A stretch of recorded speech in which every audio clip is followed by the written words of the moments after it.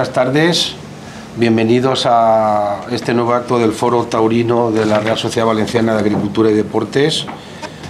Y agradecidos por su asistencia, porque vista la tarde que hace, pues le daba uno la impresión que a lo mejor más de uno iba a mandar el parte facultativo, y gracias a que, bueno, hay una entrada más que aceptable tal como está el tiempo, y sobre todo después de haberla tenido que suspender hace 10 días por una cosa tan taurina como las inclemencias meteorológicas. Y era una pena, porque hoy presentamos un libro que es un lujo, un libro para el toreo que yo descubrí porque lo dejó su autor un día en un acto de estos del foro, y a mí me había pasado desapercibido, y la verdad es que lo leí y se aprende. Es un libro titulado A la luz del toreo, tradición hispánica y humanística de la tauromaquia, de Javier García Gibert. Está editado por Biblioteca Nueva, y a lo largo de las 240 páginas que tiene el libro, pues hay un estudio en profundidad de la tauromaquia en dos aspectos. Por una parte, la tradición hispánica, que según el autor, ya nos lo comentará, pues ha sido un factor de identidad y de integración del pueblo español a lo largo de muchos siglos, y la tradición humanista, en el que analiza el debate que actualmente está cogiendo carta de naturaleza entre los antitaurinos y los taurinos, y un poco para enfrentarse a las corrientes animalistas y buenistas tan hoy en boga. Es un ensayo muy adecuado para que los partidarios de la cultura del toro puedan sustentar con bases firmes un argumentario en defensa de la fiesta de los toros, y sobre todo también haciendo referencia a la gran cantidad de insignes representantes de la cultura, tanto de la literatura, la música, la pintura, la escultura, el pensamiento, la novela, el teatro, etcétera, el cine, que se han inspirado en la fiesta de los toros para hacer sus obras. Javier García Gibert es doctor en filología hispánica y licenciado en Derecho. Ha sido profesor de la Universidad de Valencia y está considerado como uno de los mejores ensayistas contemporáneos. Hoy está felizmente jubilado, se ha cortado la coleta, ha tenido la suerte de poderse cortar la coleta, y con una edad buena y en estado de bienestar físico, mental, etcétera, etcétera. Por tanto, es un privilegiado en este caso, y es autor de diversos libros sobre literatura clásica española, como Cervantes y la melancolía, La imaginación amorosa en la poesía del siglo de oro, Baltasar Gracián, La humanitas hispana sobre el humanismo literario de los siglos de oro. Ya se ha publicado 2 extensas reflexiones sobre la tradición literaria occidental, con sus sagradas escrituras, y 10 ensayos sobre literatura bíblica, y sobre el viejo humanismo, exposición y defensa de una tradición. Y en el año 2004 vio la luz otro interesante ensayo, sobre todo sugestivo por su título, que se llama De la soltería, reflexiones libres sobre la vida célibe. Entonces, que ese puede ser motivo de otra reunión aquí, y que más de uno podría aportar una gran cantidad de ciencia. Por tanto, este es el libro que se va a presentar hoy, y para, digamos, apadrinar el acto queríamos contar con un cartel de lujo, y por ello tenemos con nosotros a 2 matadores de toros y preocupados por la cultura, como son Javier Vázquez y Manolo Carrión, y luego Santiago Celestino, que es profesor de crítica literaria de la Universidad Cardenal Herrera del CEU, y para que nos hagan un poco la presentación del libro, y luego el autor nos comentará qué se contienen en esas 240 páginas, y les intentará despertar la ilusión para que compren el libro, se lo dedique y lo lean.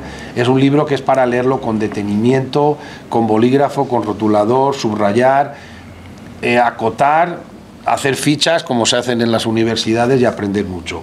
Por tanto, dándoles de nuevo la bienvenida y agradeciendo su asistencia, cedo la palabra primero a los 2 matadores de toros, que van a intervenir por orden de antigüedad, como mandan los cánones, y luego Santiago también les presentará un poco. Bueno, pues como por orden de antigüedad me toca a mí primero. La verdad que, bueno, muchas gracias a Enrique y a todos por avisarme. Es un placer estar aquí un poquito acompañando, sobre todo para algo que nos llena tanto como es la defensa del toro, ¿no?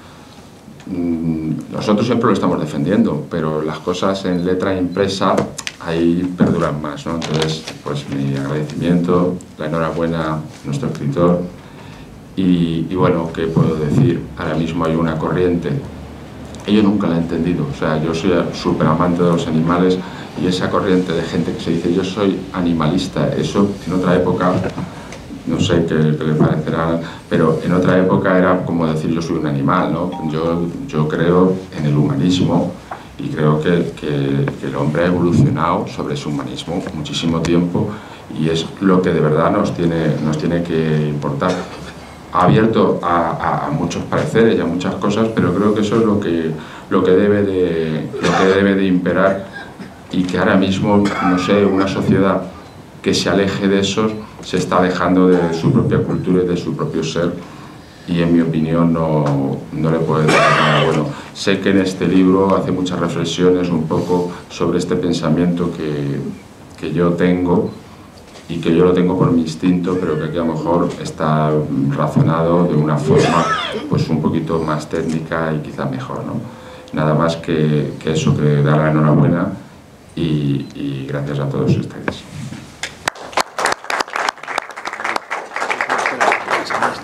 Buenas tardes, muchas gracias.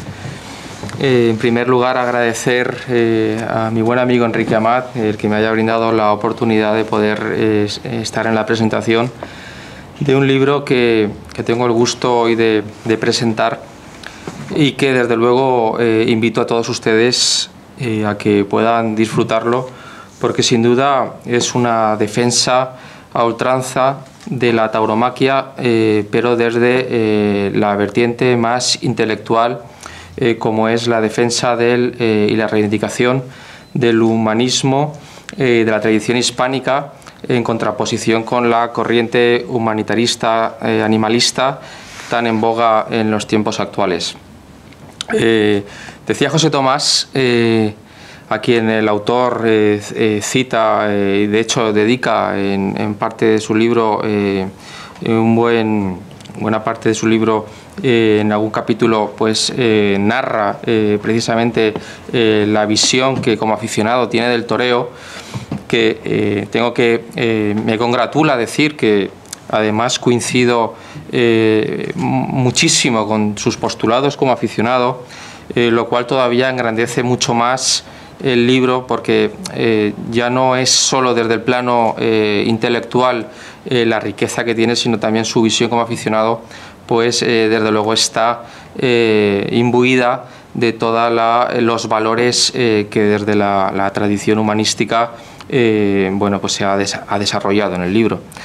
Y decía José Tomás que la tauromaquia no había que defenderla, sino que había que explicarla.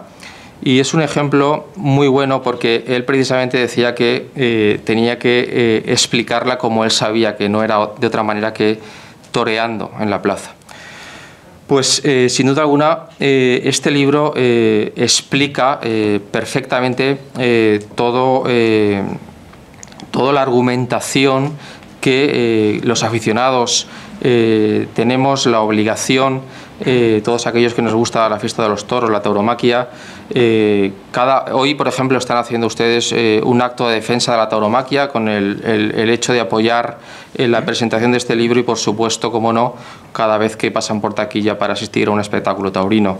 Y hoy es un día para mí importante, en la medida en que va a ver la luz un libro que deben de leer como aficionados, porque sin duda les van a dar muchos argumentos para luego poder rebatir y explicar desde el punto de vista cultural el fenómeno de la tauromaquia. Yo solamente como humilde lector decirles que he disfrutado muchísimo y darle la enhorabuena, y espero que la presentación de este libro tenga lugar en otros foros, porque sin duda merece la pena. Muchas gracias. Muchas gracias.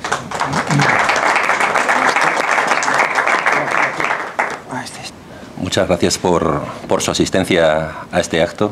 Agradecimiento que hago extensivo a Enrique Amat por su invitación a asistir a este foro Toros y Cultura, y por brindarme la oportunidad de compartir con ustedes aficiones y pasiones que creo compartimos: los toros y la literatura. Si por toros entendemos como el símbolo de la cultura, y por literatura una definición que a mí me gusta mucho, que es un abrazo entre dos mundos, el de ustedes y el del autor. Y ya que hemos nombrado al autor, pues con él cierro este capítulo de agradecimientos por su faena, en la que a mí al menos me ha hecho disfrutar, pero porque he aprendido. Lo acabo de conocer hace 5 minutos, pero con la lectura del libro, si lo tuviera que definir, son 2 palabras, casi 3. Humanista y casi torero. Y todo lo hace con naturalidad. Y tanto en la vida como en la plaza, todo lo que se hace con naturalidad es complicado, es difícil. Y todo escritor es un lector inteligente. Y él nos lo demuestra. Y ya que estamos en el ámbito taurino y aquí hemos llevado por orden de antigüedad, pues él, Javier García Gibert, marca los 4 tiempos: el citar, parar, templar y mandar. Cita en el título. Y saben todos ustedes que el cite, una acepción es provocar, llamar la atención, a la luz del toreo. Y luego lo subtitula: Tradición hispánica y humanística en la tauromaquia. Bien. Si uno da la vuelta, aparece la solapa y aparece su nombre, y fíjense, como acaba de indicar Enrique Amat, aparece Cervantes, Gracián, la poesía del Siglo de Oro, textos bíblicos, o sea que la compañía por de pronto es grata y no contaminada. Y con toda la naturalidad aparece simplemente 2 colores, el de la muleta antigua, el blanco, y el de la moderna, el rojo, o si quieren, el de las tablas y el estribo. Pero otra acepción que hay en el citar, es simplemente informar. Y eso es lo que hace en su índice. Un prólogo y 5 capítulos. Pero no se conforma con el campo de la denotación y también sugiere, porque con los títulos de sus capítulos lo que hace es que nos arranquemos a la lectura. Y llega el momento de parar. Belmonte, y lo cita el autor, dice que lo primero es parar. Y el que para, el que sabe parar, domina. Y el autor nos para con el prólogo. Y aquí distingue entre la tradición humanista y el humanitarismo ilustrado, que es el burladero donde se agazapan, se esconden animalistas y antitaurinos. Y es que, fíjense, a la luz del toreo se ve mucho. Y el autor nos enseña a ver desde otros puntos de vista. Y en su capítulo primero lo titula Perspectiva humanista. Y aquí surge la pregunta: ¿el hombre puede matar lo que ama? En este caso, un torero puede matar al toro. Y como hemos dicho que la literatura no es un abrazo entre 2 mundos, el del autor y el del lector, me permito contestar con unas palabras de Oscar Wilde en una estrofa de un poema de balada de la cárcel del Reading, 1897, cuando decía: que lo oiga todo el mundo. Todos los hombres matan lo que aman. Unos con una mirada amarga, otros con palabras zalameras, los cobardes con un beso, los valientes, añado yo, los toreros con una espada. O sea que, permítanme que haya sido Oscar Wilde el que responda a esta pregunta por mí. Llega el momento de templar, y es el capítulo 2. Raíz hispánica. Y lo lleva en su nombre, raíz. Es el capítulo más profundo, para mí un lujo, en el que más he disfrutado, y se lo digo al autor porque ha sido en el que más he aprendido. Y aquí, en este capítulo, lo que hace es ligar. Liga la historia de la literatura con la historia y la historia de la tauromaquia. Y también carga la suerte. Y nos presenta a Don Quijote como uno de los mejores toreros universales. Fíjense qué referencias de autores como Gracián para cogerlo y hacerle hilo con el toreo. Dice Gracián: el toreo, bueno, dice el autor que se puede asimilar al toreo, hacer artificio del no artificio, volver estético lo verdadero. Si vamos a Lope de Vega, torear es engañar con verdad. Podemos decir, torear es engañar sin mentir.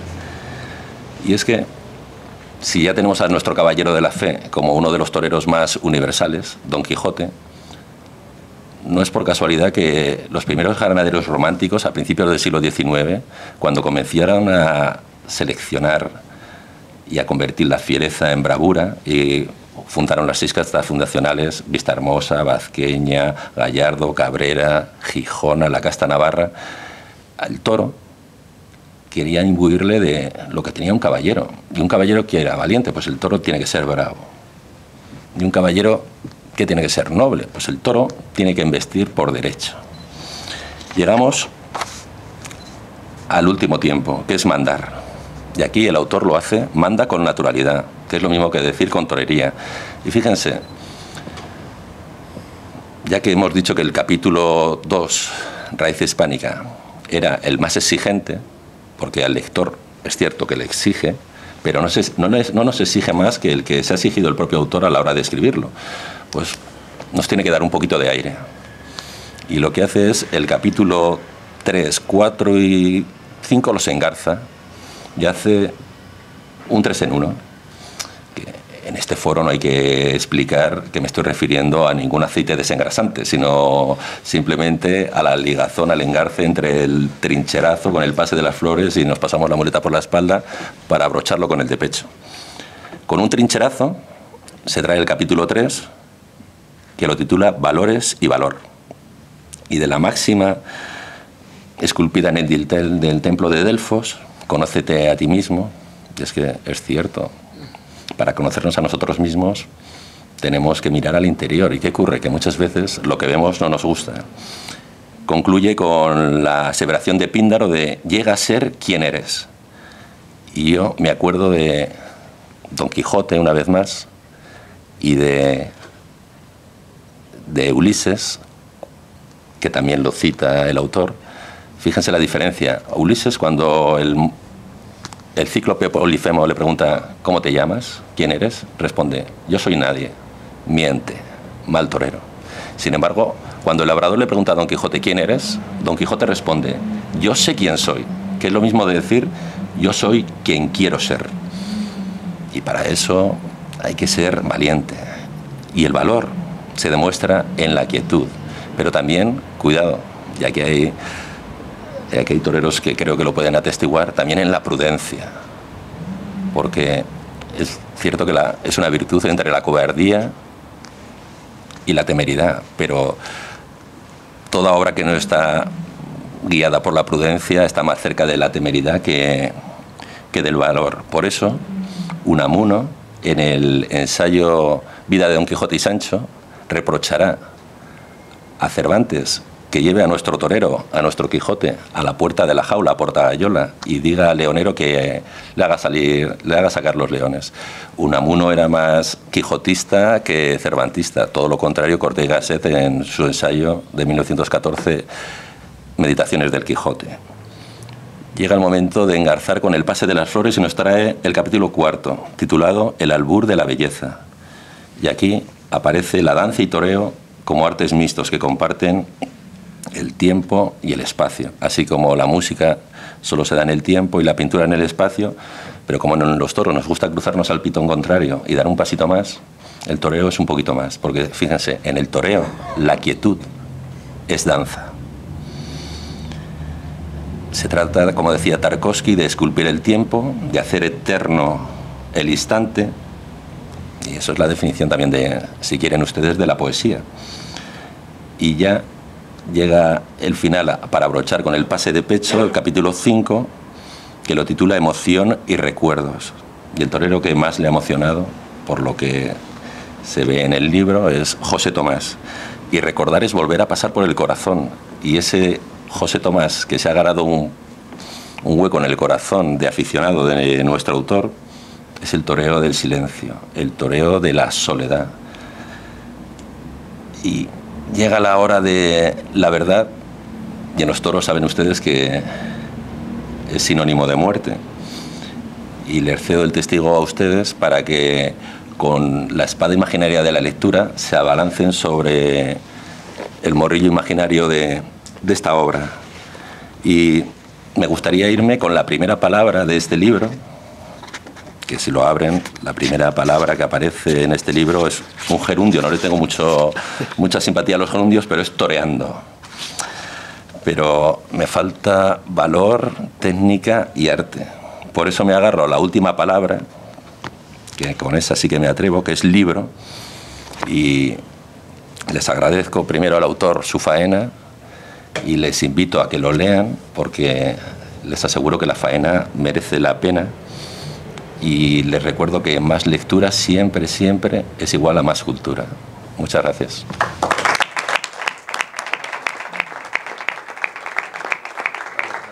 Bueno, pues nada, ante todo, pues muchas gracias, por supuesto, a los presentadores tan generosos, ¿no?, con el libro, y también a Enrique Amat, que es el que me invitó y el que ha montado en realidad todo esto por 2 veces, porque, en fin, ya con insistencia, ¿no? Y bueno, lo primero que debería decir es que soy un aficionado de a pie a los toros. No provengo del mundo taurino, no me considero tampoco un gran entendido en tauromaquia. Aquí en la sala, evidentemente, pues hay gente pues mucho más entendida que yo, y por tanto no he pretendido hacer algo así como un tratado de tauromaquia o de historia de tauromaquia o algo parecido, sino una aproximación hermenéutica interpretativa a la tauromaquia, teniendo en cuenta las 2 tradiciones que la constituyen, que son las que están pues en el subtítulo, ¿no?, la tradición humanista, desde donde están, digamos, los elementos o las bases éticas y filosóficas y antropológicas de la tauromaquia, desde mi punto de vista, y la tradición hispánica, donde están los elementos, las raíces históricas, por decirlo con términos de Unamuno, también intrahistóricas, ¿no?, y los elementos simbólicos, arquetípicos, etcétera. Mi exposición se va a centrar en estos 2 elementos, estas 2 tradiciones que configuran las 2 primeras partes de las 5 que tiene el libro, ¿no? Bueno, como filólogo y como ensayista, pues me he dedicado pues a analizar la tradición humanística, la tradición hispanística, en varios libros. En 2 quizá de una manera pues más general, sobre el viejo humanismo y la Humanitas Hispana, ¿no?, que son 2 libros que digamos que están en la base de este último. Estos libros, como digo en el prólogo, pues han sido libros largamente meditados y premeditados, pero a diferencia de estos ha surgido pues el que ahora presento, que es un libro que se me impuso de manera totalmente inesperada, ¿no?, haciendo patente, como digo en el prólogo, lo que era una condición latente de aficionado a los toros, que de vez en cuando iba a la plaza, que seguía las temporadas taurinas por los medios, pero nada más, ¿no? Pero llegó un momento hace unos años, 7 u 8 años, en que advertí que en la tauromaquia se materializaban a nivel de síntoma, de punta de iceberg, se puede decir, ¿no?, pues las tradiciones que yo había estado analizando durante estos años o estudiando, y que en la actual impugnación a la tauromaquia también estaban los ataques a esas tradiciones que yo había estado estudiando, ¿no? Por un lado al humanismo desde el animalismo, por otro lado al hispanismo o a la hispanofilia, si se quiere, desde la hispanofobia, ¿no? Y que estos 2 ataques estaban amparados por el paraguas de lo políticamente correcto, ¿no? De ahí el título, A la luz del toreo, ¿no?, porque creo que la tauromaquia ilumina o saca a la luz esta confrontación ideológica a la que me estoy refiriendo, ¿no?, y no deja de ser un episodio del combate entre la modernidad y las tradiciones, ¿no?, y las viejas tradiciones. Y digo la modernidad, ¿no?, porque hay que reconocer que la tauromaquia, la lucha a muerte de un hombre con un toro, ¿no?, es un fenómeno anacrónico, ¿no?, quizá debería decirse mejor intemporal, ¿no?, pero no deberíamos rechazar ni avergonzarnos en absoluto de ese anacronismo, sino más bien reivindicar, ¿no?, la maravilla de supervivencia en estos tiempos digitales tan superficiales, tan artificiales, ¿no?, algo tan auténtico, tan profundo, tan simbólico como el toreo, que moviliza en ese enfrentamiento con la bestia valores éticos, estéticos, emocionales y espirituales, ¿no?, pues es casi un milagro que exista, ¿no?, en esta sociedad de la trivialización del ser humano, de la mascotización de la bestia, del animal, ¿no?, del escamoteo de la muerte.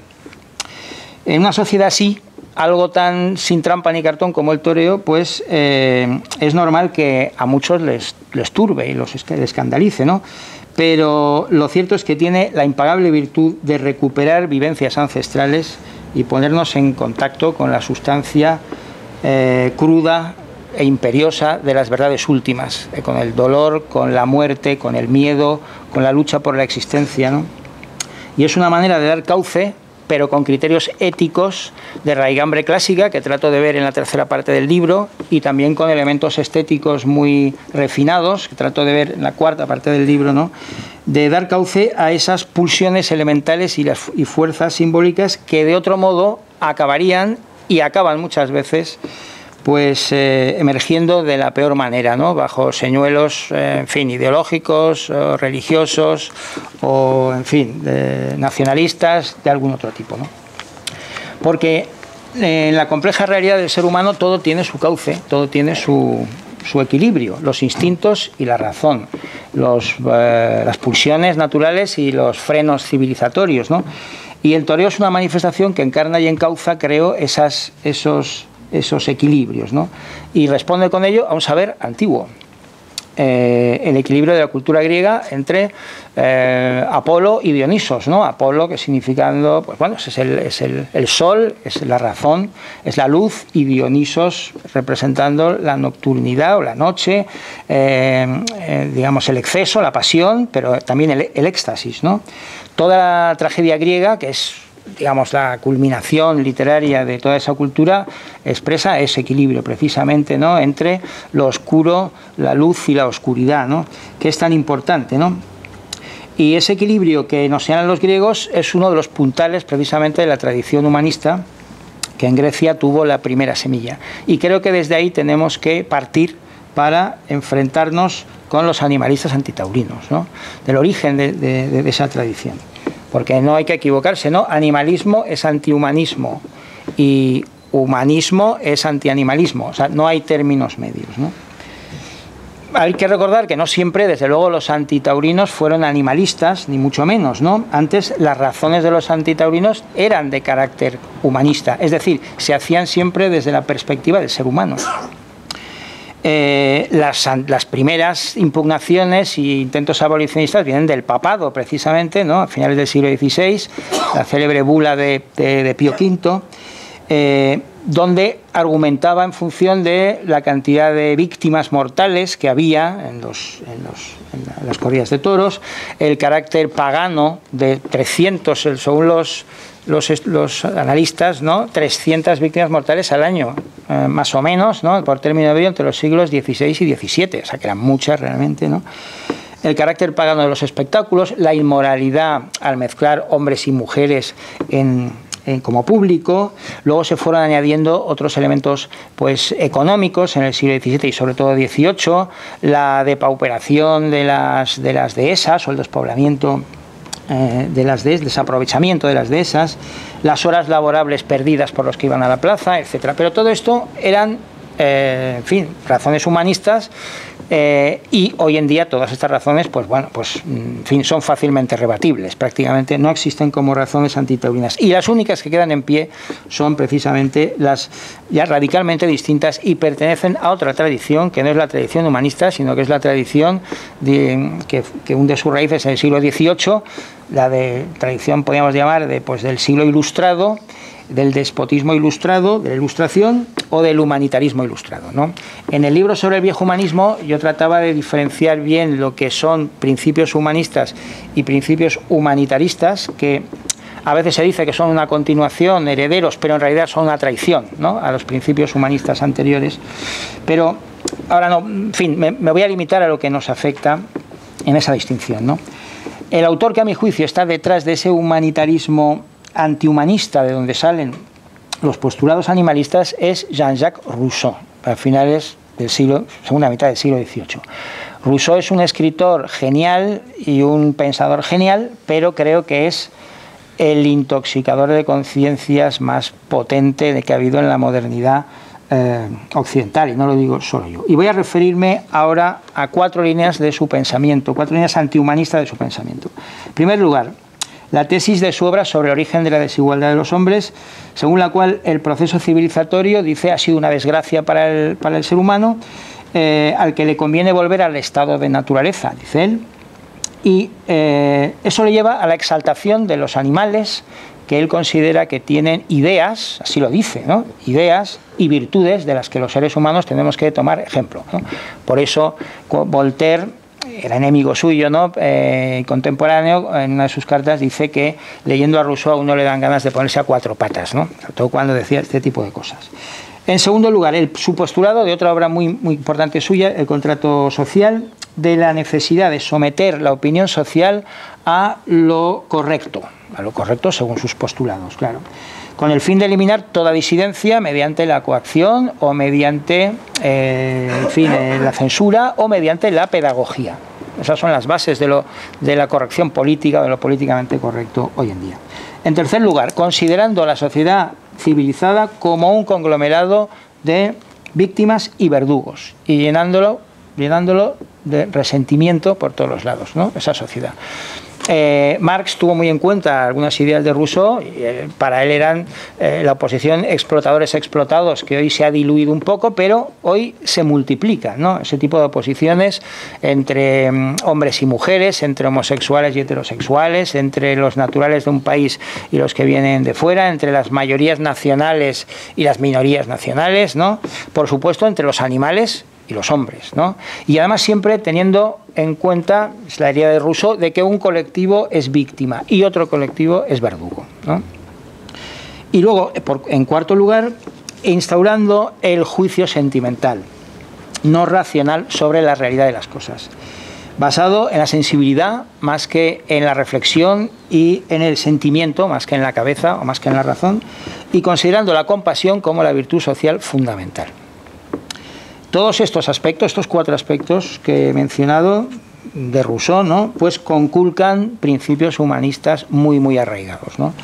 El valor positivo y desanimalizador de la cultura, la defensa del libre juicio frente a la imposición social, la concepción orgánica de la sociedad, es decir, no una sociedad en donde todo lucha contra todos, sino donde todos, digamos, colaboran en el carácter vivo de ese organismo, ¿no? Una concepción orgánica, y el valor de la razón sobre la pasión o sobre los sentimientos, ¿no? Y es muy significativo el juicio de Kant y de toda la ética humanista, fundamentada sobre todo en el estoicismo, ¿no? Hablaremos luego un poco sobre el sentimiento de la compasión, considerándolo que era una virtud totalmente natural, totalmente legítima del ser humano, el sentimiento de la compasión, pero negándole el carácter de virtud, porque se basaba en la pasión, no en la razón. La pasión, compasión, no en la razón. Pero esta compasión rousseauiana forma una parte esencial del juicio sentimental de la modernidad y del animalismo, ¿no? Un seguidor de Kant, algo posterior, Fichte, alertaba del peligro que suponía ese juicio sentimental de Rousseau y de su capacidad para persuadir a mucha gente. Y dice, para no dejarse inducir a error por él, hay que poseer, por ese juicio sentimental, hay que poseer o un grado muy alto de perspicacia o uno muy bajo. Hay que ser un pensador completo o no serlo en absoluto. Y creo que estas palabras expresan muy bien cómo el antitaurinismo animalista ha aprendido hoy tanto en la sociedad, porque es una sociedad, digamos, en régimen de semi-analfabetismo, ¿no? Es decir, cada vez son menos las personas que elementalmente espontáneas, digamos, que dejan aflorar sus instintos naturales, y cada vez son menos también las personas, digamos, los espíritus cultivados o reflexivos que llegan hasta el fondo de las cosas, que son los dos lugares desde los que se puede apreciar de verdad, yo creo, la grandeza de la tauromaquia, ¿no? Lo que hay es un lugar enorme, no intermedio, que no llega ni a una cosa ni a otra, ¿no? Bien, este juicio sentimental es la base sobre la que se asienta el argumentario antitaurino, y por eso se centra sobre todo en el elemento de la crueldad, ¿no? Se dice que es un espectáculo cruel, no tiene sentido ese calificativo, porque cruel es aquello que pretende hacer daño, ¿no? Hay voluntad de hacer daño. Es un espectáculo cruento, eso sí, sangriento, evidentemente, ¿no? Pero respecto al sufrimiento, todos los aficionados, pues cuando vemos al toro repetir en el caballo, crecerse ante el castigo, sabemos que ahí hay algo que choca con la idea esta de sufrimiento, ¿no? Nos ha dado la razón, o nos dio la razón, en el año 2007, pues un célebre estudio de la Facultad Veterinaria de la Complutense, donde hablaba de esas endorfinas, digamos, de carácter anestesiante que segrega el toro cuando sale a la plaza y tal, ¿no? Un estudio que, por cierto, no ha sido rebatido científicamente, ¿no? Pero bueno, está claro que se nos dice el toro muere en la plaza, pero es que el toro es inmortal, ¿acaso? No moriría el toro en cualquier caso. Imaginemos su muerte en la dehesa, ¿no? Imaginemos sus horas o sus días de postración final, penosa, con ahogos, con vaídos, con desplomes. Es decir, no sabemos cómo mueren nuestros seres más queridos, y son personas, ¿no? El dolor, las horas, los días de sufrimiento, es decir, bueno, la muerte requiere un sufrimiento, ¿no? Es decir, todos estos elementos, en realidad, si se aplica la razón y no el juicio sentimental, pues se ven de otra manera, ¿no? Y es muy fácil rebatir, si nos ponemos en esa perspectiva, el argumentario animalista, ¿no? Que es lo que trato de hacer en la primera parte del libro, ¿no? Señalando, por ejemplo, la ignorancia que se tiene, ¿no?, por parte de el animalismo del espectáculo taurino y del toro, sobre todo su principal protagonista. Desde luego los antitaurinos de otros tiempos sabían de lo que estaban hablando, un Jovellanos o un Blanco White o un Unamuno, Blasco Ibáñez, sabían, ¿no? Estos no. Subrayando el sectarismo ideológico y social, un sectarismo de señoritos de capital, los señoritos de ciudad, en realidad, ¿no?, de carácter sectarismo antirrural, antipopular. Todo lo que sale del pueblo es malo, todo lo que sale del pueblo, y eso lo dicen ellos, no hay más que leerlos, es paleto, ¿no? Esa es la conciencia que tienen, ¿no? Y luego poniendo de relieve las falacias argumentativas, ¿no?, que son muchas, ¿no? La mala fe a veces en el relato, en la interpretación de los hechos, cuando, por ejemplo, te dicen, sabiendo que es mentira, que Goya, cuando pinta esos cuadros taurinos, pues está haciendo burla o caricaturizando o criticando la tauromaquia, o cuando dicen que el taurinismo es de derechas, ellos saben que no, por poco que lo hubieran analizado, cuando dicen que, en fin, el abolicionismo o la abolición de la tauromaquia en Cataluña es fruto no del antiespañolismo, sino de razones, digamos, humanitarias, progresistas, etcétera. Bueno, y luego la contradicción en los argumentos también. Se contradicen permanentemente. En el libro señalo unos cuantos casos. Es fundamentalmente la contradicción de la tolerancia que fingen los intolerantes, ¿no? Esa es la base. Y hay una contradicción que a mí me parece clave, que es con el ecologismo. Es decir, el ecologismo y el animalismo se contraponen, a pesar de que ellos a veces pues apelen, ¿no?, al ecologismo, se contraponen radicalmente, ¿no? El ecologismo, digamos, admite y exige los ciclos vida-muerte como algo de supervivencia absoluta. Podríamos decir que desde esa perspectiva cada toro, cuando muere, da su vida porque la especie del toro bravo pues permanezca, ¿no?, porque de otro modo pues no podría permanecer, ¿no? Y luego una cosa que me parece muy importante, la perversión en el lenguaje, ¿no? Cuando hablan de asesinos, de tortura, no tiene sentido, ¿no? Esos son términos que solo se pueden aplicar entre personas, ¿no? Si los desplazamos de ahí, pues estamos pervirtiéndolo todo, ¿no? Igual que cuando se dice que el toro pues es inocente, es que podría ser culpable el toro, ¿no? O cuando se dice que el toro tiene derechos, no pudiendo tener en ningún caso obligaciones, ¿no? Es decir, son perversiones que hay que señalar, porque esas perversiones del lenguaje nos ponen claramente en la pista del fundamento último del animalismo antitaurino, que es la equiparación entre el hombre y el animal, considerando que la diferencia es solo de un grado, de grados, ¿no? Y hablando de parentesco, evidentemente a veces hasta de fraternidad, ¿no? Esta equiparación, que creo que hay que situar dentro del furor igualitarista del pensamiento moderno, ¿no?, y también del relativismo, ¿no?, pues subvierte de modo radical la concepción antropológica de la tradición humanista, que siempre emplaza al ser humano en un lugar de absoluto privilegio y siempre con un abismo que le separa del resto de las criaturas, ¿no?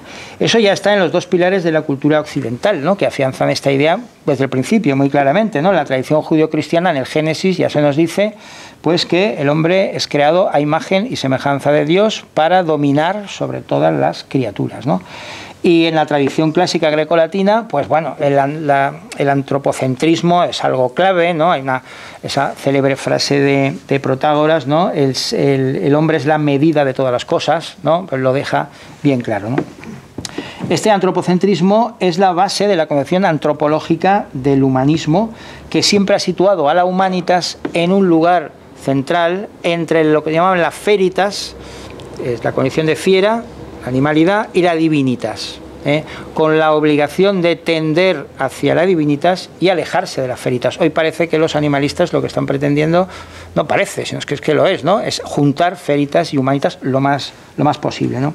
Hay un autor del Renacimiento que es clave, ¿no? De filósofo del Renacimiento de finales del siglo XV, que se llama Pico de la Mirándola, que en un discurso sobre la dignidad del hombre creo que precisa a la perfección las razones del humanismo para situar al ser humano en ese lugar, ¿no? De privilegio. Y dice que Dios creó al ser humano, dice, para que haya alguna criatura capaz de comprender y expresar la grandeza y belleza de su obra. Ahí tenemos dos elementos clave, ¿no? Comprender y expresar, es decir, la razón y el lenguaje, ¿no? Que son dos elementos que distinguen radicalmente al ser humano de los animales. Pero luego dice, y Dios decidió crear un ser que, a diferencia de los animales esclavos de sus instintos, no esté constreñido por límite alguno y tenga como único rasgo su libre albedrío, es decir, la capacidad para actuar de una manera o de otra en función de su libertad interior, ¿no? Es decir, el ser humano es la única criatura libre y responsable sobre la tierra y, por lo tanto, aquella que tiene la capacidad de dignidad, de ser digno, ¿no? Por eso Kant decía que los hombres, a diferencia de los animales, nunca pueden ser tomados como medios, sino que siempre tienen que ser tomados como fin, ¿no? Y ahí está ese abismo ontológico y antropológico entre el ser humano y los animales, ¿no? Si no reconocemos ese abismo, nos puede llevar a graves, consecuencias morales, ¿no? Si equiparamos a los hombres y a los animales, pues estaremos a un paso de considerar a los hombres como animales. Es decir, si consideramos a las bestias como humanos, estamos a un paso de considerar a los humanos como bestias, ¿no? Eso es lo que hizo Hitler, ni más ni menos, que consideraba a los judíos como ratas y por eso los exterminaba, ¿no? Y hay que recordar que Hitler promulga la ley de protección animal más progresista de su tiempo, ¿no? En ese sentido, pues bueno, hay muchas anécdotas que son muy ilustrativas, ¿no? El jefe de las SS, Himmler, vino a Madrid en el año 1940, fue a la Plaza de Toros de las Ventas y salió escandalizado, ¿no? De, la crueldad, ¿no? Que se mostraba allí con los animales, ¿no? Y esas cosas son muy significativas, ¿no? Y a veces convendría pues tenerlas muy claro cuando prácticamente nos están viendo a decir los animalistas que nosotros poco menos que somos, bueno, pues en fin, que no tenemos un sentido moral, ¿no? Y ellos sí lo tienen. Bueno, la segunda parte del libro examina la tradición hispánica como marco histórico de la creación de la tauromaquia y señalando sobre todo su carácter identitario, ¿no? Y su valor integrador para la nación española. Bueno, la presencia del toro bravo pues en todo el Mediterráneo pues está atestiguada desde muy antiguo, pero la conversión de estos ritos ocultos táuricos en prácticas taurinas, es decir, ya el enfrentamiento del hombre con el toro, pues eso en la península ibérica, pues en la Edad Media, pues está ya también perfectamente atestiguado de manera documental y con imágenes, con esculturas, con pinturas, etcétera, ¿no? Pero el toro se va a convertir en un animal cultural, se puede decir, a partir de ese momento en España, y lo taurino empieza a impregnar no solamente el imaginario heroico de los españoles, sino también el espacio simbólico y emocional. El primer héroe, digamos, legendario, a la vez que histórico, español, se puede considerar que es el Cid, ¿no? El Cid, en las crónicas que hablan de él, ya se le considera como un gran alanceador de toros a caballo. Y en el poema de Mío Cid, en un fragmento del canto tercero, que está inventado, ¿no?, por parte del autor, este nos hace que se escape un león y que en la corte de Valencia, está el cine de la corte de Valencia, escapa un león, y entonces él de una manera, hay que leerlo, ¿no? De una manera absolutamente taurina, con un manto en el brazo, se acerca al león y lo vuelve a llevar a la jaula, ¿no? Causa la maravilla de todos, ¿no?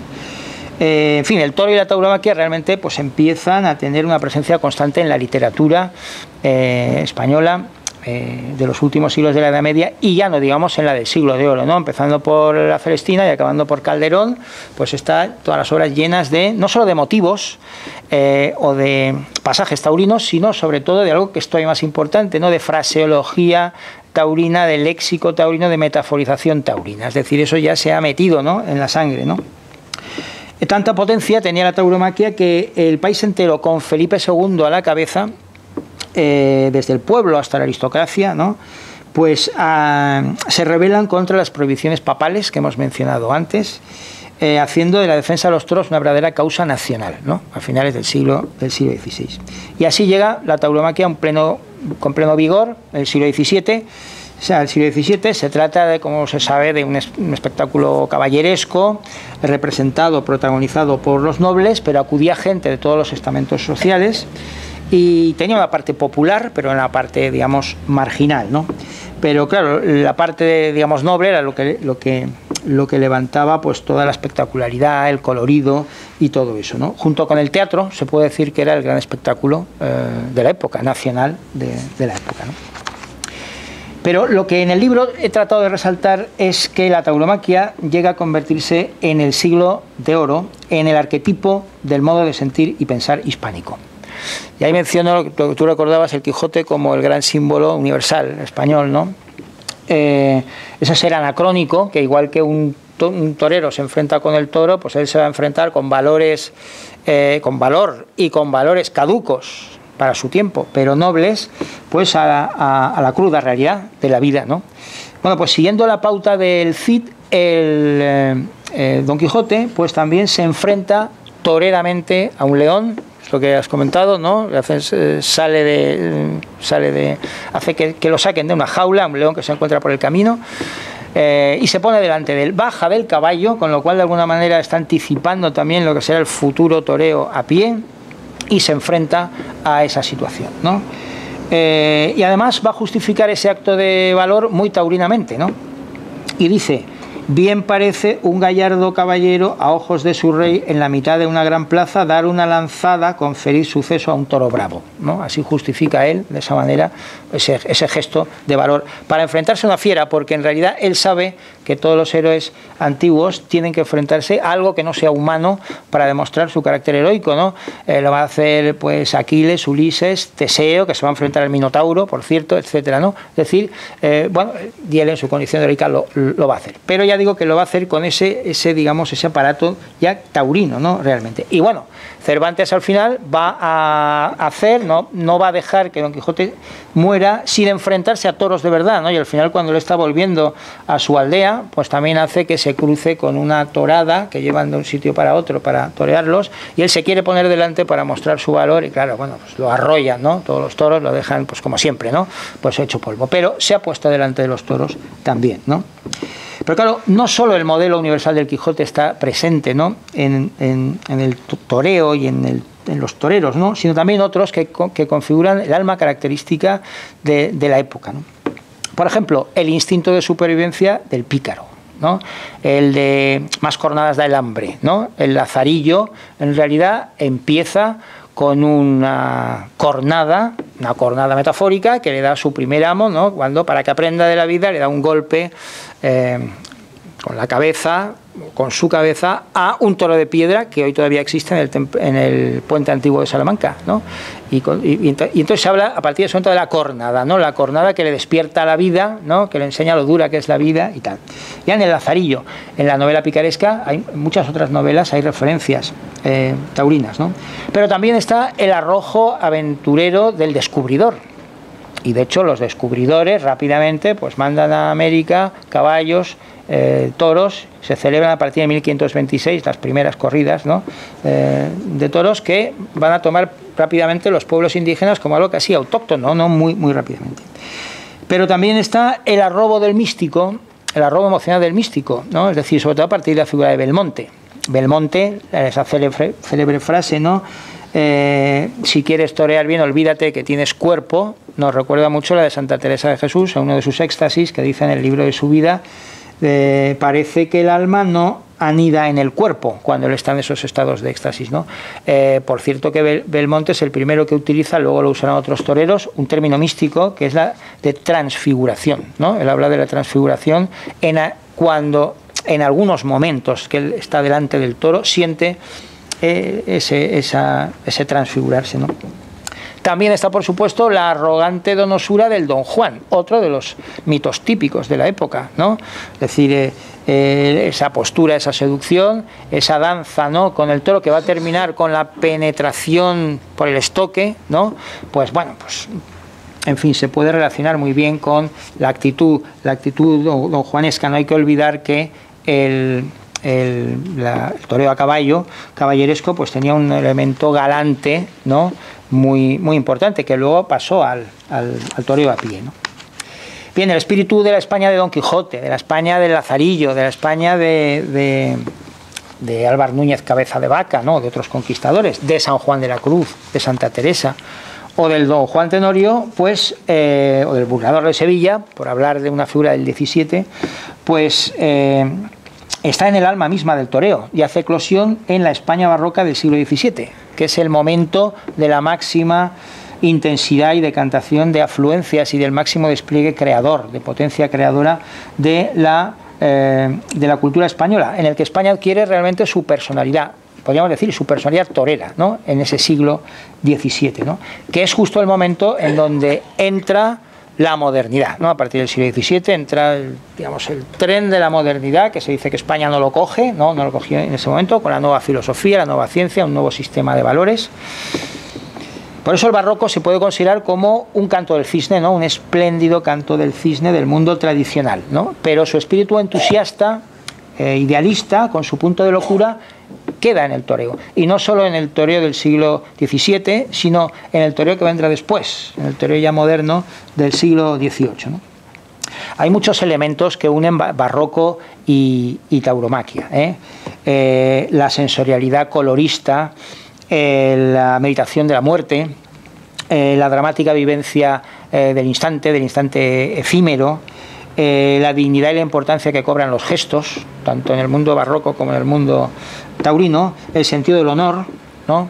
Y todo esto apelaba a una visión aristocrática, antiburguesa y antipragmática de la existencia, ¿no?, pero también eran valores que el pueblo asumía y entendía a la perfección, ¿no?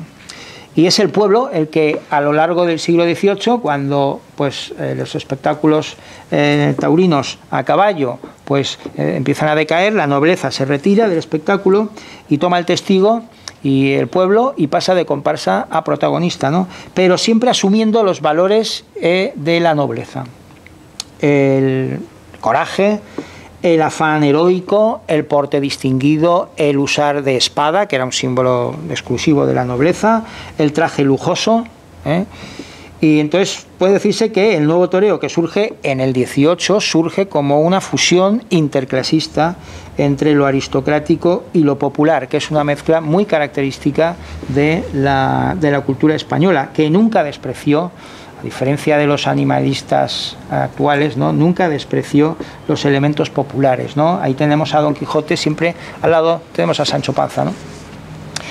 Bien, el toreo de a pie que surge en esa segunda mitad del 18 responde, por tanto, a un rasgo idiosincrásico de la nación española que venía de atrás, ¿no? Y esto es lo que me hace estar en desacuerdo con las dos teorías que más se suelen utilizar, ¿no?, cuando teorías interpretativas sobre el origen del toreo moderno, ¿no?, del siglo XVIII. La que entiende como expresión, ese toreo como expresión de la nueva mentalidad ilustrada, ¿no?, del siglo XVIII. Sería lo que representa la razón del toro frente a la irrazón, la razón del torero frente a la irrazón del toro, y el momento también en el que todo ese caos anterior, que era pues el toreo a pie, se reglamenta se hace la historia de la tauromaquia por parte de Moratín padre, se escribe los primeros tratados taurinos, el de Pepe Hillo, finales del siglo XVIII, pero claro, estos tratados en realidad no tienen mucho que ver con los tratados neoclásicos, con los tratados ilustrados de la época. De entrada, por ejemplo, Pepe Hillo pues lo dicta porque es una persona analfabeta y siempre lo va a hacer a partir de sus propias experiencias con el toro, no a partir de reglas, ¿no? En eso nos recuerdan más incluso las obras cultas del barroco español. Cuando Lope de Vega hace el arte nuevo de hacer comedias, lo hace no a partir de reglas, sino a partir de lo que él ha demostrado en su propio teatro que tiene resultado y que tiene éxito. O cuando Santa Teresa de Jesús, San Juan de la Cruz hacen sus tratados místicos, no lo van a hacer pues porque lo han leído en ciertos teólogos, sino por su propia experiencia mística. Es decir, parte de la experiencia luego se acepta. Pero en fin, yo interpreto más bien como una reacción que como una adhesión a las ideas y mentalidad ilustrada del 18, el nacimiento del toreo en ese momento, del toreo a pie en ese momento. Una reacción castiza, una reacción al estilo de el motín de Esquilache, ¿no? Es decir, la oposición a esas ideas que vienen de fuera y que tratan de introducir costumbres nuevas, y en el caso de Esquilache pues era prohibir la capa tradicional española y otras cosas por el estilo, ¿no?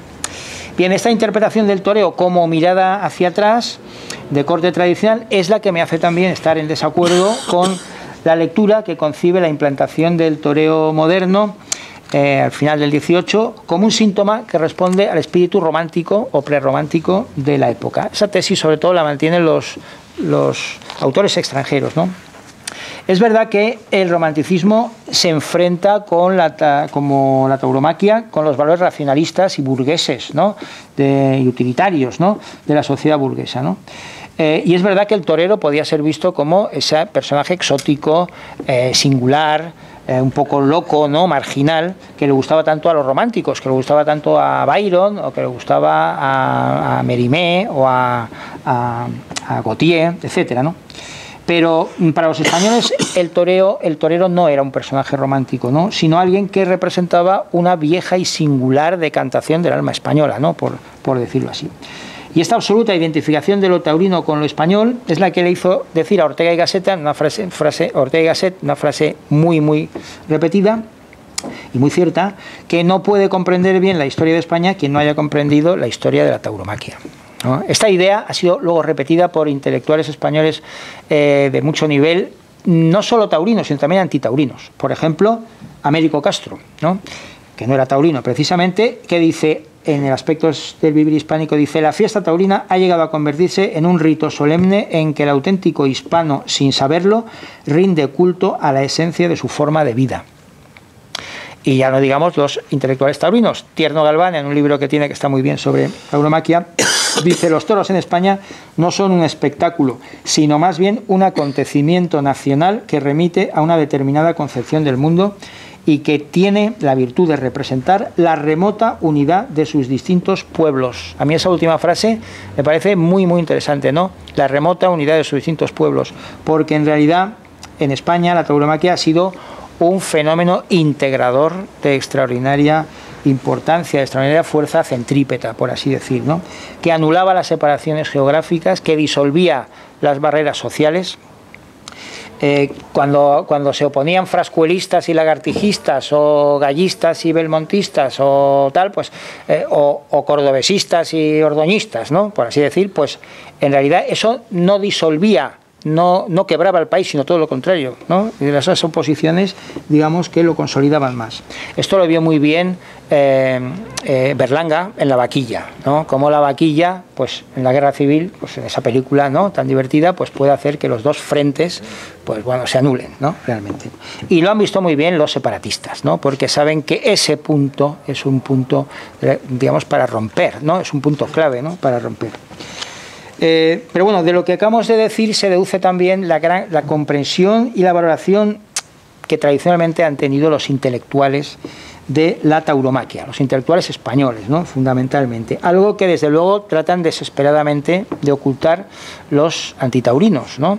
Pero la mayoría de taurinos, o por lo menos de no antitaurinos, entre los intelectuales españoles es abrumadora, ¿no? Si realmente pasamos repaso al siglo XX, aunque se haya dicho, la generación del 98 no es ni mucho menos toda ella antitaurina. Ahí tenemos a Zorín, tenemos a Valle Inclán, tenemos a los Machado, incluso a Antonio, ¿no? Por mucho que se diga. Si nos vamos a la generación del 14, tan importante, con Ortega a la cabeza, Ortega, Marañón, Pérez de Ayala, todos son taurinos. Pero bueno, taurinos, pero de nivel. Si pasamos a la generación del 27, pues lo digamos, ¿no? Yo creo que la única persona antitaurina del 27 es Luis Cernuda. Todos los demás son, vamos, taurinos hasta las cachas, ¿no?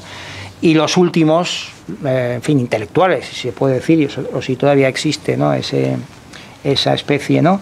Que tenemos, pues también lo han sido, ¿no? Es decir, Sabater, Félix de Azúa, Gómez Pin, Jordi Llobet, Gustavo Bueno, todos han sido, desde luego, no han sido antitaurinos, y muchos han sido taurinos de pro, ¿no? Y no solo en España, ahí tenemos al peruano Vargas Llosa como el máximo emblema, pero es que toda la generación del boom hispanoamericano de novelistas, cuando salió él, los más importantes eran también taurinos. Lo era Carlos Fuentes, lo era Cortázar, lo era García Márquez. Bueno, esta especial comunión entre la tauromaquia y el hombre de letras data de antiguo, ¿no? En el año 1586, Fray Luis de León, que era en ese momento rector de la Universidad de Salamanca, encabeza y firma una carta de apoyo a Felipe II frente a las bulas papales que trataban de impedir, de abolir la tauromaquia en España, ¿no? En los propios estatutos, y esto es muy curioso, de la Universidad de Salamanca, se establece la celebración de corridas de toros para festejar cualquier nuevo doctor que se incorpore, ¿no? a la universidad. Y por cierto, en la escalera renacentista tan bonita que hay en la Universidad Vieja, pues hay esculpido pues un encierro campero de toros, ¿no? En fin, para explicar la comunión esta entre el torero o entre el torero, sí, y el intelectual español, creo que habría que recurrir una vez más a un viejo tópico humanista, que es el de armas y letras, ¿no? Es decir, el ser humano ideal es el que tiene la combinación de estos dos elementos, es decir, la vida activa y vida contemplativa en un mismo ser, ¿no? Lo que llamaban los antiguos sapientia y fortitudo, ¿no? Sabiduría y fortaleza, ¿no? Eso como ideal. Ese ideal en España se vivió con mayor intensidad, probablemente por la Reconquista, ¿no? Tantos siglos de Reconquista, con mayor intensidad que en ningún otro lugar, ¿no? Hay una escultura muy bonita en Sigüenza, el doncel de Sigüenza, que es ese guerrero que está tumbado leyendo un libro plácidamente, ¿no? Que está en Sigüenza, en la catedral, que representa eso magníficamente, ¿no? En los últimos siglos de la Reconquista, cuando la nobleza empieza ya a refinarse, coinciden los hombres de letras con los hombres de armas. Y entonces los grandes escritores, don Juan Manuel, Pero López de Ayala, en el siglo XIV, son hombres de letras y de armas. Igual que en el siglo XV, el Marqués de Santillana, Jorge Manrique, que muere en el campo de batalla, ¿no? O en el siglo siguiente, ya en el Renacimiento, todo un Garcilaso, que muere en el campo de batalla, Francisco de Aldana, que muere en el campo de batalla, Cervantes está a punto de morir, ¿no? en Lepanto. Y en el siglo XVII, todos, Lope, Calderón, Quevedo, son hombres que saben manejar también las armas, son también hombres de acción, ¿no? Claro, al desmoronarse el imperio, ese hombre completo pues desaparece, ya queda alguna excepción como Cadalso, que muere en el sitio de Gibraltar en el siglo XVIII, ¿no? A finales, pero ya es una excepción, y ya queda solo como anhelo, ¿no? De los intelectuales, esa fusión entre la aspiración heroica y la actividad intelectual, ¿no? Y creo que esa fascinación en España de los hombres de letras por el toreo y por los toreros viene de ahí, ¿no? De querer colmar de algún modo pues ese vacío, ¿no? Nostálgico, ¿no? Ese recuerdo de otros tiempos. Y eso explica el respeto tributado, sobre todo a partir de Belmonte, por los intelectuales hacia el torero, ¿no? Porque Belmonte tenía una figura también agónica, trágica, muy especial, que les cautivaba, pero también al que llamaban el paleto de Borox, ¿no? También era Domingo Ortega, pues estaba rodeado de todos los intelectuales de la época, ¿no? Y hay que pensar que un torero, como un torero intelectual, como Sánchez Mejías, pues cuando muere va a recibir 3 elegías muy largas de 3 toreros de la talla de Miguel Hernández, Rafael Alberti y García Lorca, ¿no? Es decir, que a ver quién podía suscitar esa reacción, ¿no? Más que un torero, ¿no? Hay una foto muy célebre que hizo Canito, ¿no? Toreando a Limón, los dos Ortegas, Domingo Ortega y Ortega y Gasset, ¿no? Que lo representa muy bien, ¿no? Esa unión.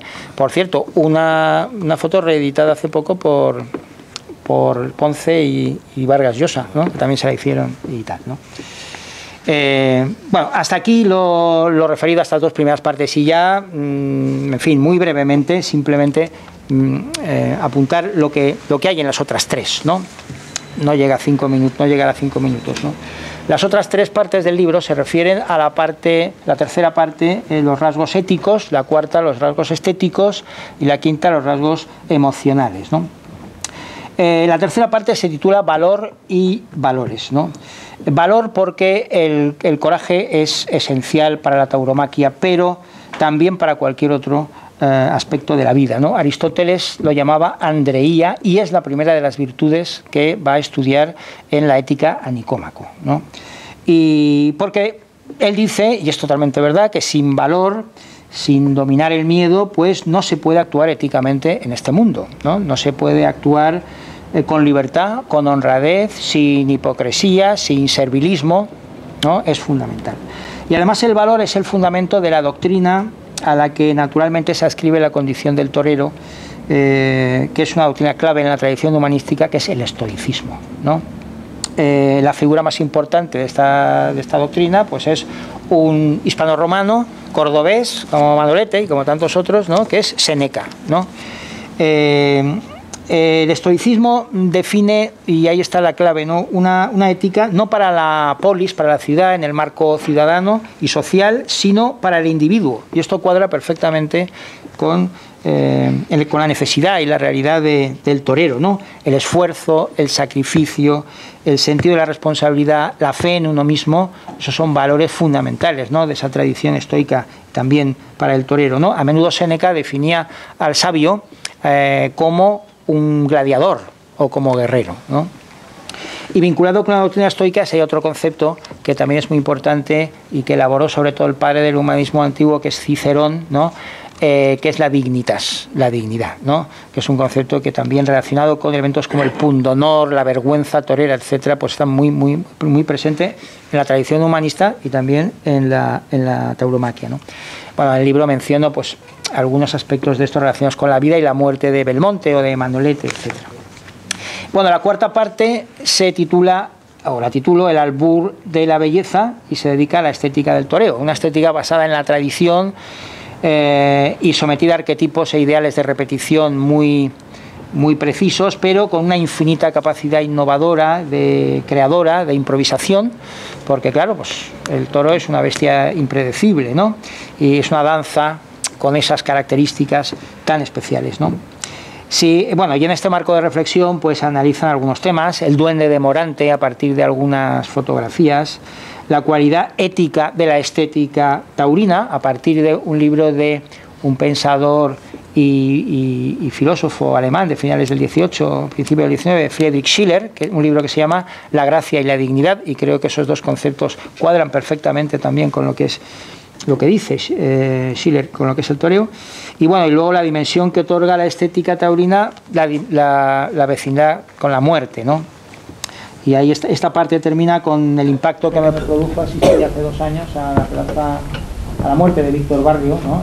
De la plaza de Teruel, y cómo ese percance dimensionó a mis ojos de una manera extraordinaria la faena que hizo Curro Díaz a continuación, antes de que se suspendiera la cuadrilla, ¿no?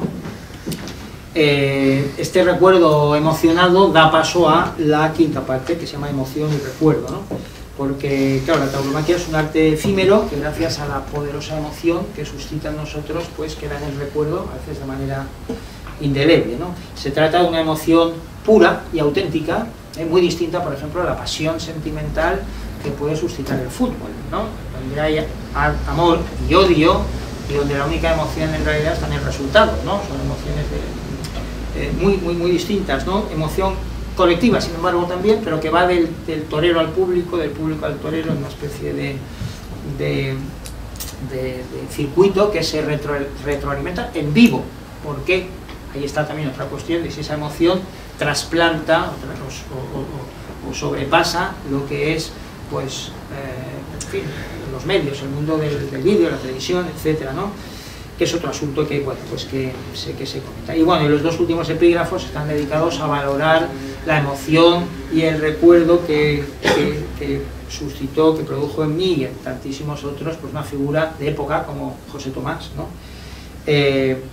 Tratando de definir la singularidad de su toreo, que para mí es, bueno, lo denomino toreo hacia adentro, ¿no? Un toreo de soledad sonora, por utilizar el verso de San Juan de la Cruz, y también tratando de resaltar la mágica experiencia que para mí supuso, pues, verlo en Nimes, ¿no? En ese encierro con 6 toros en septiembre del 2012, ¿no? Bueno, pues una experiencia que al final, como digo al final de mi libro, pues me decantó a escribir al final este libro que nada, que ahora les he presentado. Y nada, muchas gracias.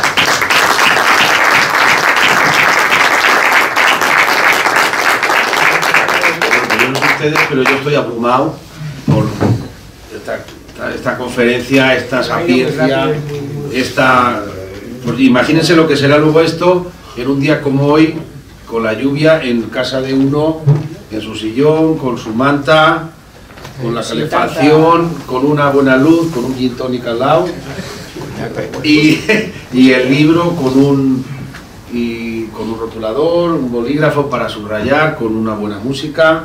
Pues eso es lo que nos regala Javier con este libro, que ha hecho una semblanza apresurada, pero yo que he tenido la oportunidad, ¿no?, de escribir ya 15 libros, yo no sería capaz de hacer esto. Es decir, lo mío es otra cosa, ¿no? Entonces, yo cuando lo leí dije, yo en la vida sería capaz de escribir una cosa así, o de pronunciar una conferencia así.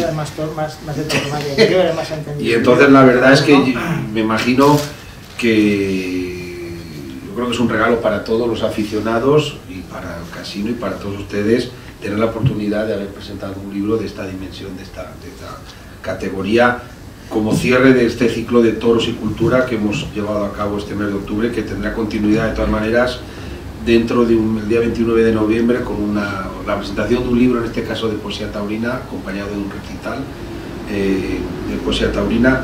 Yo no sé si tienen ustedes alguna pregunta, o yo casi les invitaría a que compren el libro, que lo quiera comprar, que se lo dedique al autor y que lo ojeen, lo subrayen, lo acoten, lo cotejen y se llenen de argumentos para defender una fiesta tan maravillosa como es la tauromaquia. Y sin más, el casino, el foro taurino del Casino de Agricultura, y todos ustedes, porque todos forman parte del foro taurino del casino, todos los que suelen venir aquí, le queremos entregar al autor un recuerdo, que además es una donación del escultor de Meliana Rafamir, como agradecimiento y como recuerdo por este acto, ¿no? Y para que tenga un recuerdo bueno, y nosotros haber tenido el privilegio de compartir con él esta presentación de este libro, y que hayamos podido albergar un libro que yo creo que es una pieza clave dentro de la literatura taurina de lo que es el siglo XXI. Muchas gracias y enhorabuena ya, Rafa.